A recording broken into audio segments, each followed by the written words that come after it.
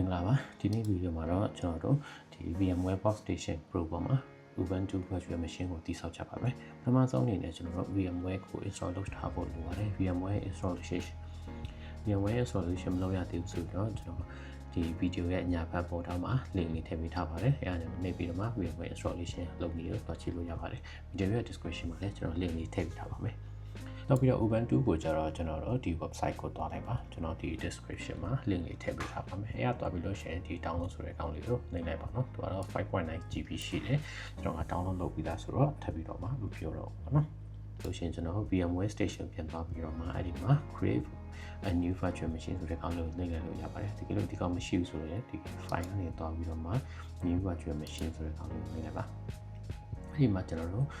type ခဲ့ပဲရွေးမယ်ပေါ့နော်ပြီးရင်ကျွန်တော်တို့ဒီနေရာမှာ operating system ကိုနောက်မှထည့်မယ်ဆိုတဲ့ကောင်ကိုရွေးမယ် next ကိုဆက်သွားမယ်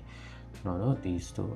operating system မှာကကျတော့ Linux ကိုရွေးမယ်ပြီးရင်ကျွန်တော် Debian 1064ပဲထားမယ်ပေါ့နော်ပြီး next ကိုဆက်သွားမယ် name ကိုတော့ကျွန်တော် Ubuntu လို့ပဲပေးလိုက်မယ်ပေါ့နော်Okay location ကိုတော့ကျွန်တော်တို့ဒီ default အတိုင်းပဲထားလိုက်မှာပေါ့နော်ပြီးရင်ကျွန်တော် next ကိုနှိပ်လိုက်မယ်ပြီးရင်ကျွန်တော် storage ကိုကျတော့ဒီမှာ close 30 GB လို့ပေးလိုက်မယ်ပေါ့နော်ပြီးရင်ကျွန်တော် next ကိုဆက်နှိပ်လိုက်မယ်ပြီးရင်ကျွန်တော်ဒီမှာ customize hardware ကိုဆက်နှိပ်မယ်ပေါ့နော်ပြီးရင်ကျွန်တော်က memory ကို 4KB လောက်ပေးလိုက်မယ်ပေါ့နော်ကိုကျဲလောက်ကိုပေးလို့ရတယ်အဓိကတော့ကျွန်တော်ဆက်မှာ 32GB ထည့်ထားတယ်ပေါ့နော် 32GB ရှိတဲ့အတွက်ကြောင့်မလို့ကျွန်တော် 4KB ပေးထားတာပေါ့နော်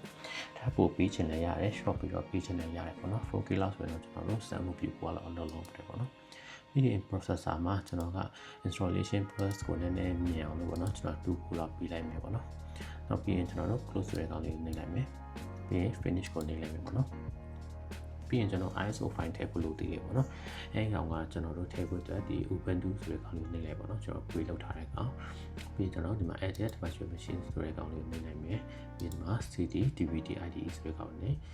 ISO ဆိုတဲ့နေရာမှာထောက်ပြီးတော့မှကျွန်တော် browse ကိုရွေးလိုက်ပါတော့အဲ့ဒီမှာကျွန်တော်တို့ခုနက download လုပ်ထားတဲ့ ISO file လေးကိုလာရွေးပေးပြီးတော့မှ okay ကိုနှိပ်လိုက်ပါတော့ပြီးကျွန်တော်တို့ okay ဆက်နေပြီပေါ့နော်ပြီးသွားပြီဆိုရင်တော့ကျွန်တော်တို့ဒီကောင်ကိုပေါအောင်လိုက်လို့ရပါပြီဒီကျွန်တော် install လုပ်နေပြီပေါ့နော်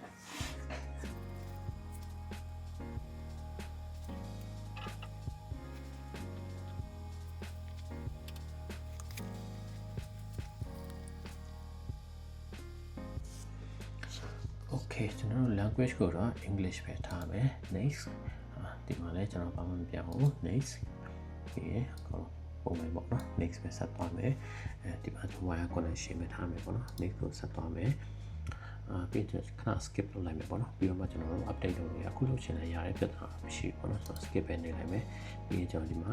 install ရှိရ try ရှိရပေါ့ဒီမှာကျွန်တော်2မျိုးရှိရပေါ့နော် interactive installation နဲ့ automatic installation ပေါ့နော်ဒီမှာကကျွန်တော်တို့ဒီ interactive mode နဲ့ပဲသွားမယ်ပေါ့နော်ကျွန်တော် next ပဲဆက်သွားမယ် default အတိုင်းပဲသွားမယ်ပေါ့နော်ကျွန်တော်တို့ဘာမှမပြောင်းဘူးပေါ့နော်ပြီးရင်ဒီမှာ third party software ကျွန်တော်တို့ဒီ driver တွေ graphic card တွေထည့်မလားဆိုတော့ကျွန်တော်တို့ထည့်လည်းရတယ်မထည့်လည်းရတယ်ကျွန်တော်တို့မရှိဘူးပေါ့နော်ဒါပေမဲ့ဒီမှာတော့သူပြောထားရပေါ့နော်ပေါ့နော်တကယ်လို့ကျွန်တော်တို့ဒီ software ထည့်ထားရဲဆိုလို့ရှိရင်လည်းကျွန်တော်တို့ camera performance ပိုကောင်းမယ်ပေါ့နော် okay ဆိုတော့ကျွန်တော်တို့ဒီမှာထည့်လိုက်မယ်ပေါ့နော်ထည့်လိုက်မယ် next ကိုဆက်သွားမယ် hard disk ကိုကျွန်တော် partition ပိုင်းခြင်း manually ပိုင်းလို့လည်းရတယ်ပေါ့နော်ဒါဒီမှာတော့ကျွန်တော်ဘာမှမပိုင်းတော့ဘူးဒီတိုင်းပဲဆက်သွားမယ်ပေါ့နော် default တိုင်းပဲသွားမယ်နာမည်ကတော့ကိုကြိုက်တာကိုပေးလို့ရတယ်ကျွန်တော် Ubuntu လို့ပဲပေးလိုက်မယ်ပေါ့နော်မှတ်ရလွယ်အောင်ပြီးရင် password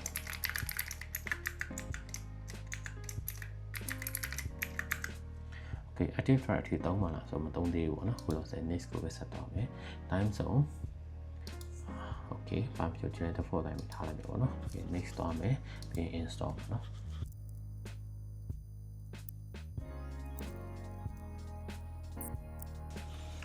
ပြီးသွားပြီဆိုရင်ကျွန်တော်တို့ခုနကပေးခဲ့တဲ့ passport နဲ့ကျွန်တော်တို့ login ဝင်လိုက်ပါမယ် Okay ဒါပါပဲပြီးတော့ပါပြီဒါဆိုရင်ကျွန်တော်တို့ Ubuntu ကို installation လုပ်ပြီးသွားပြီပေါ့နော် installation လုပ်ပြီးတော့လည်းပထမဆိုကျွန်တော်တို့လုပ်တင်တာကတော့ဒီ repository ကိုကျွန်တော်တို့ update လုပ်ပြီးဖို့ပေါ့နော်အဲ့ဒီတော့ကျွန်တော်တို့sudo apt update လုပ်ရပြီးတော့ enter ခေါက်လိုက်ပါနော် password